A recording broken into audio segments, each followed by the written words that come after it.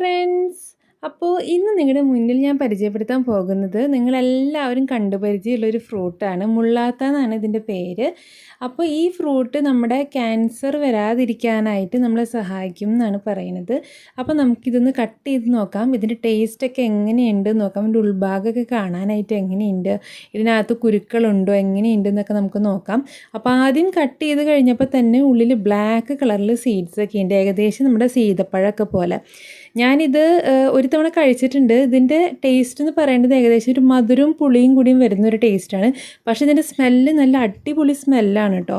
ഈ ഫ്രൂട്ട് ഇഷ്ടമായിട്ടുള്ള എല്ലാവരും ഒന്ന് ലൈക്ക് ചെയ്തോളൂ. അപ്പോൾ ഇതിൻ്റെ ഉള്ളിൽ നിറച്ച് ഞാര് പോലത്തെയാണ് കേട്ടോ.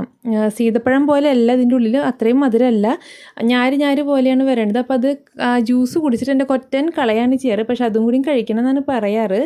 അപ്പോൾ എന്തായാലും മറ്റൊരു വീഡിയോ ആയിട്ട് കാണുന്നവരേക്കും എല്ലാവർക്കും good bye and take care.